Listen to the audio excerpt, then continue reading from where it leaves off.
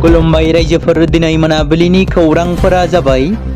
गिबि खौराङाव दङ सदनाव मोन 6 हारिनो एसटि मोनथाय होनायनि आयदायाव सदनाव सोंथि दिखाङो एमएलए रूपम चन्द्र रयआ, जेराव थाखानाय एसटिफोरनि जेबो खहा जायाजासे मोन 6 हारिनो एसटि मोनथाय होनो खावलायो बिपिएफनि एमएलए रूपम चन्द्र रयआ। मख'नो गोनांदि थांनाय माखासे दानफोराव मोन 6 हारिया एसटि मोननांगौनि थाखाय गोबां खेब धरना होदोंमोन। बे धरनाखौ नोजोर बोनानै एमएलए रूपम चन्द्र रयआ सदनाव सोंथि दिखांदों आरो थाखानाय एसटिआ बिथांमोननो एसटि होयोब्ला जेबो खहा जाया एबा जेबो गोहोम गोग्लैया होनना दाबि दिखाङो।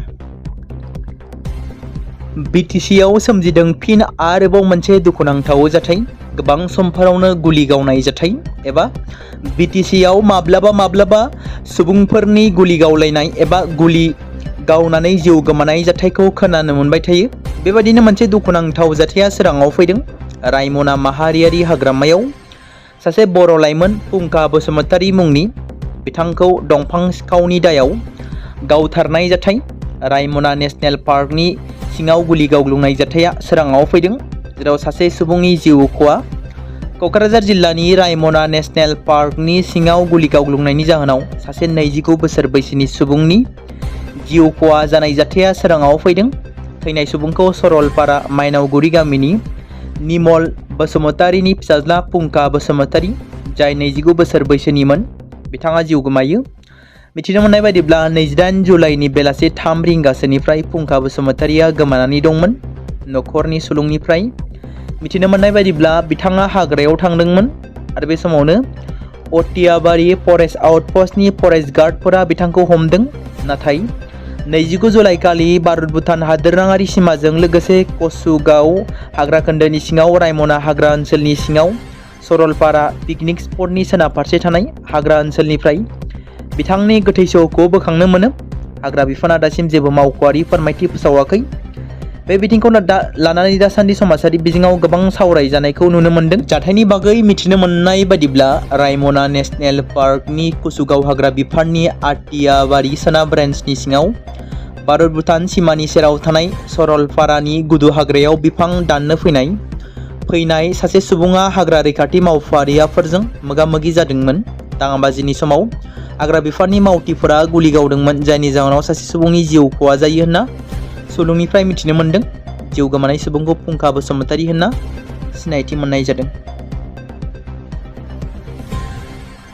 135थि दुरान्ड कापनि गिबि मेचआ फैगौ 1 आगस्ट खालाराव जागोन, जेराव बड'लेण्ड एफसि आरो नर्थ इस्ट इउनाइटेड एफसिनि गेजेराव गिबि बादायलायनाय जागोन।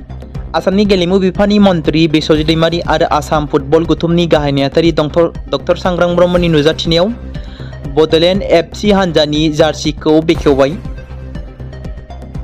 नृत्यसाया कला आंगननि बानजायनाय दोरोङारि मोसामुनि फोरोंथाय मावबादा खुंदों सानब्रैनि। बाक्सा जिल्लानि हजुवायाव थानाय कक्लाबारि सापागुरि जौमा कलेजनि नब्लाङाव सानब्रैनि हाबाफारिजों बारदै सिख्ला मोसामुनि फोरोंथाय जागोन। बर'नि दोरोङारि मोसानाय बारदै सिख्लानि बागै फोरोंथाय होगोन। दुलाराय बर' हारिमुनि मोसामु नेहाथारि अस्ताद पुपा बाला मुसाहारिजों लोगोसे नृत्यसाया कला आंगननि गोरायुं सायास्रि बसुमतारीया जागायजेननाय हाबाफारियाव बेखेवगिरि आलासि महरै बाहागो लायो। गागि रेडिअ' आर्टिस्ट दानि केसि सिमला मिउजिक स्कुलनि गोरायुं सानसुमा गयारिया हाबाफारियाव माननि आलासि महरै बाहागो लायो। कक्लाबारि सापागुरि जौमा फरायसालिमानि गोरायुं जौस्रां बर', नृत्यसाया कला आंगननि लोगो आफादगिरि मावसुमा बसुमतारीजों लोगोसे कला आंगननि गोबां दैदेनगिरि, समाज सिबियारिफोर आरो 100निबो बारा मोसागिरिफ्रा बाहागो लायो।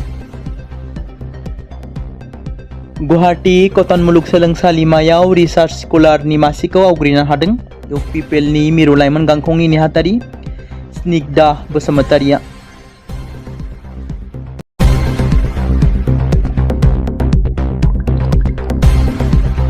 बे समाव मोनसे गोजोनथाव खौरां बाक्सा जिल्लानि बरमायाव थानाय रुरेल एकाडेमिया लानानै फैदों नोंथांमोननि थाखाय मोनसे गोजोनथाव खौरां। थांनाय एसएसएलसि आरो हायार सेकेन्डारिनि आनजादाव जाय फरायसा आरो फरायसुलिफोरा उथ्रिसारनो हायाखैमोन एबा फेल जादोंमोन, बेनि थाखाय रि एग्जाम होफिननो गोसो गुदुं फरायसाफोरा थाबैनो बरमा सेकेन्ड गेटआव थानाय रुरेल एकाडेमियाव मुं थिसनफैनानै मेट्रिक आरो एचएस आनजादखौ होफिननो हागोन। बेनि अनगायैबो जाय फरायसाफोरा थांनाय मेट्रिक आरो एचएस आनजादाव नांगौ बादि जौखोन्दो एबा मार्क्स लानानै उथ्रिसारनो हायाखैमोन, बिथांमोनाबो बे रुरेल एकाडेमियाव एडमिशन खालामफैनानै मार्क्स इमप्रुभमेन्ट खालामनो हागोन। स्ट्रिम हिसाबै आर्ट्स, साइन्स आरो कमार्सनि गासैबो फरायसाफोरा रुरेल एकाडेमियाव एडमिशन खालामनो हागोन। बेनि थाखाय थाबैनो 8761903455 नङाब्ला 87203586 जानबुं नम्बराव जगाजग खालामहरनो हागोन।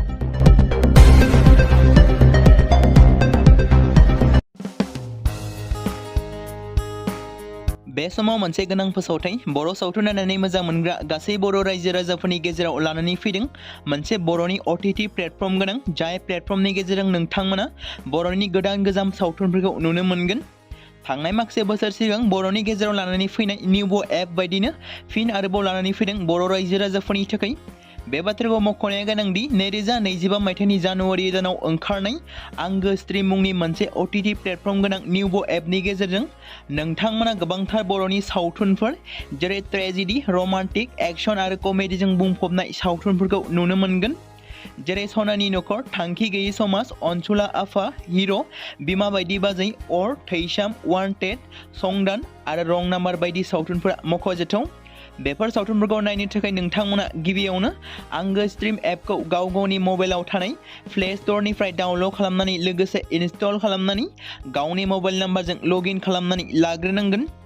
बेनि उनाव नोंथांमोना गोबांथार नुनो मोनै सावथुनफोरखौ गुगोल पे, फन पे आरो पेटिएमजों रं नाम्बार सावथुनखौ नायनो थाखाय 60 रां आरो संदान सावथुनखौ नायनो थाखाय 80 रां, वान्टेड सावथुनखौ नायनो थाखाय 60 रां, थैसाम सावथुनखौ नायनो थाखाय 60 रां बेबायदिनो गोबांथार नुनो मोनै सावथुनफोरखौ नायनो थाखाय सुबिदा खालामनानै होदों आंगो स्ट्रिम प्लेटफर्मा। फिन नोंथांमोननि गेजेराव फोरमायबावनो लादों बर' सावथुन नायनानै मोजां मोनग्रा गासै बर' रायजो राजाफोरनि गेजेराव लानानै फैदों मोनसे बर'नि OTT प्लेटफर्म गोनां, जाय प्लेटफर्मनि गेजेरजों नोंथांमोना बर'नि नुनो मोनै सावथुनफोर जेराव गोदान गोजाम सावथुनफोरखौ नुनो मोनगोन। बे बाथ्राखौ मख'नाया गोनांदि 2025 मायथाइनि जानुवारि दानाव दिहुनजानाय आंगो स्ट्रिम मुंनि मोनसे OTT प्लेटफर्म गोनां एपनि गेजेरजों नोंथांमोना गोबांथार बर'नि ट्रेजेडि, रमान्टिक, एक्शन आरो कमेडिजों बुंफबनाय सावथुनफोरखौ नुनो मोनगोन। जेरै रं नाम्बार, संदान, वान्टेड, थैसाम, अर, बिमा बायदि बाजै, हिर', अनसुला आफा, थांखि गैयै समाज, सनानि नखर बायदि बायदि सावथुनफ्रा मख'जाथाव।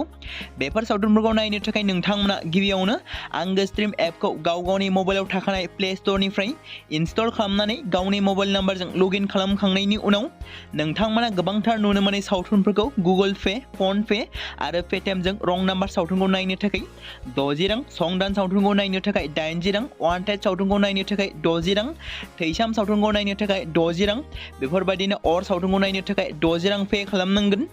बेबायदिनो गोबांथार नुनो मोनै बर' सावथुनफोरखौ नायनो थाखाय सुबिदा खालामनानै होदों आंगो स्ट्रिम प्लेटफर्मा। बे समाव मोनसे गोजोनथाव खौरां, क'क्राझार जिल्लानि सिङाव थानाय बड'लेण्ड एकाडेमि सिनियर सेकेन्डारि स्कुला लानानै फैदों BTC हालामनि थाखाय मोनसे गोजोनथाव खौरां।